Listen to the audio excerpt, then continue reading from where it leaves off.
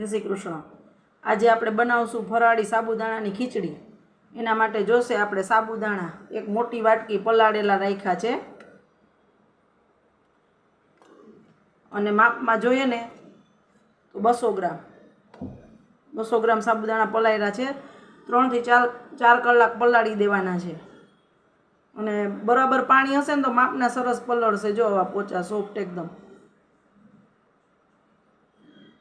કણી કે એવું કંઈ રહેશે નહીં। 1.5 ઇંચ જેટલું પાણી ઉપર રાખવાનું। સાબુદાણા ડૂબે ને એની ઉપર 1.5 ઇંચ પાણી રાખવાનું એટલે થઈ જાય। 2 નંગ બટેટા ઝીણા સમારેલા, 3 ટેબલસ્પૂન તેલ, 1 ટીસ્પૂન જીરું, 7-8 લીમડાના પાન,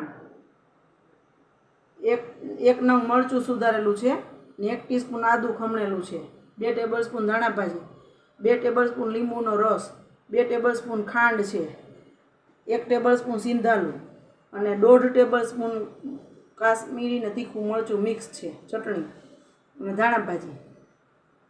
અને ગેસ ચાલુ કરીને તેલ ગરમ મૂકશું।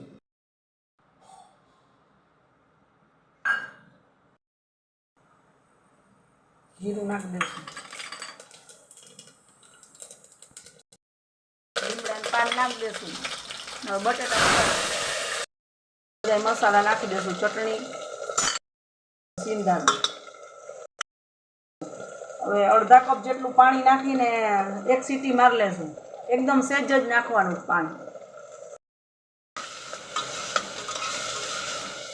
મસાલા બરે નહીં ને એટલે પહેલાં પાણી નાખી દીધું છે ને એ જો ચડી ગયા છે ને કુકરમાંથી કાઢી લીધા છે। હવે આમાં સાબુદાણા અને બીજા બધા મસાલા બાકી છે, ખાંડ ને લીંબુ નાખી દઈશું। જો સાબુદાણા આવા કોરા ને છૂટા રહેવા જોઈએ, આ રીતે જ પલાળવાના છે। સાબુદાણા પરફેક્ટ પલળ્યા છે ને તો જ ખીચડી બરાબર થશે છૂટી। ખાંડ, લીંબુનો રસ અને આદુ મરચાં નાખી દઈશું।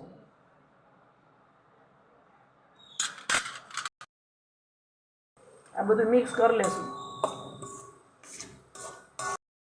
બરોબર ઓગળી ગઈ છે। હવે આપણે સાબુદાણા નાખી દઈશું, મિક્સ કરી લેશું બધું। હવે થોડીક ધાણા ભાજી અંદર નાખી દેશું અને થોડીક સર્વિંગમાં। જો આ તૈયાર છે, હવે સર્વ કરી દેશું। તો તૈયાર છે આપણી ખીલી ખીલી સાબુદાણાની ખીચડી। એકવાર જરૂરથી ટ્રાય કરજો। આ રીતે કરશો ને તો એકદમ છૂટી થશે અને સરસ થશે। જો મારી રેસીપી તમને ગમી હોય ને તો લાઈક, શેર અને સબસ્ક્રાઈબ કરજો। જય શ્રી કૃષ્ણ।